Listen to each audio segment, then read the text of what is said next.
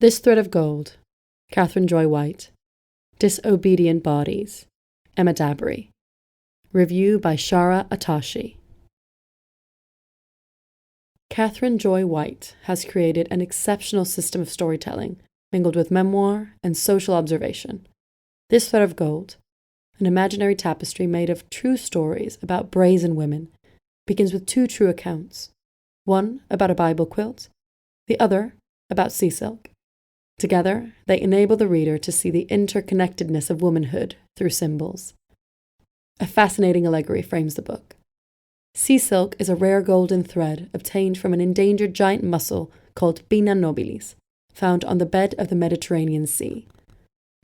White's account begins with Chiara Vigo, the only woman who still dives into the depths to collect the thread for fine textile and embroidery.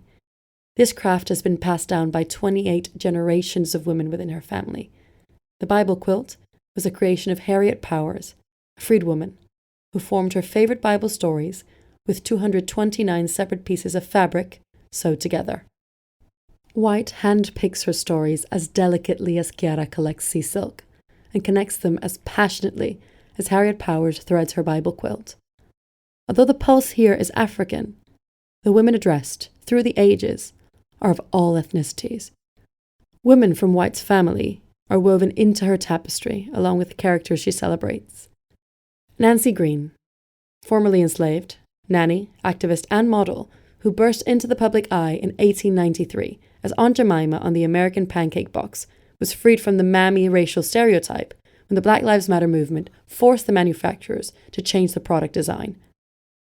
Also invoked is Hattie McDaniel, the inspiring first African-American winner of the Academy Award for Best Supporting Actress in Gone with the Wind. White breaks the trope of strong women attached to female survivors overcoming severe hardship. She writes particularly of Black women. It is time to shift away from the narrative that prohibits Black women from being able to experience the full range of their feelings. White breaks down the boundaries between serious literature and popular music, which has woven its way through each word.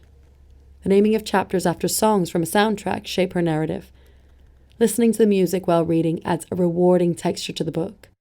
The chapter Reinvention, for instance, is accompanied by Hattie McDaniel's passionate voice singing, "I Thought I'd Do It," and the story of her burden rises into a new light.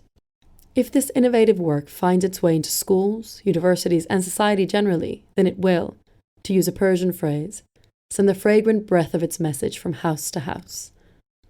On the same scroll of reinvented womanhood, Emma Dabiri moves female defiance to a theoretical level in a nimble navigation through the complexities of today's beauty debates. In Disobedient Bodies, Dabiri attempts to redefine female disobedience by deconstructing existing opinions about the forces of social control that shape our relationship to beauty. Analyzing Naomi Wolf's seminal text, The Beauty Myth, Dabiri reflects on how the debate has evolved with women facing additional challenges today. Wolf observes an obsession with physical perfection that traps modern women in an endless spiral of hope, self-consciousness, and self-hatred in their attempt to satisfy society. Dabiri, however, explores modern-day challenges that are just as demobilizing as opposed to leading an authentic, healthy life. Our bodies are now constantly under surveillance, as the smartphone supersedes adverts and glamour magazines, intruding in women's life, along with images of unhealthy beauty procedures such as Botox, fillers, or fat removal. Dabiri criticizes the deceitfulness of female-centered neoliberal capitalism as a hindrance to feminism. Referring to genuinely defiant women, she quotes from, among others, Audre Lorde, to support her thesis. "Caring for myself is not self-indulgence, it is self-preservation. And that is an act of political warfare. There can be no disobedience without reaching towards authenticity and finding pleasure in defiance." Such strength seems vital as Dabiri illustrates the flip side of privilege. Beauty urgeth the desire to punish and destroy, as was the case with Sinead O'Connor, whose otherworldly beauty mingled with her steely determination led to her cancellation. Disobedience means to reclaim and to celebrate female knowledge. Having observed a representational revolution in recent years, inclusive of all types of people of all ethnicities, complexions, and physical features, Dabiri argues that representation does little to challenge the complicated relationship we have with bodies in the Western culture. But surely any new diversion from the sick system of racism and discrimination helps to heal society. It's inspiring, for example, to observe the efforts of Edward Enninful, a black man and leading advocate for diversity and inclusivity, using British Vogue as his platform to make the world a better place. These two books complete each other like warp and weft. Dabiri's philosophical observations are woven into the tapestry of White's characters. Both are meticulously researched and provide valuable resources for exploration.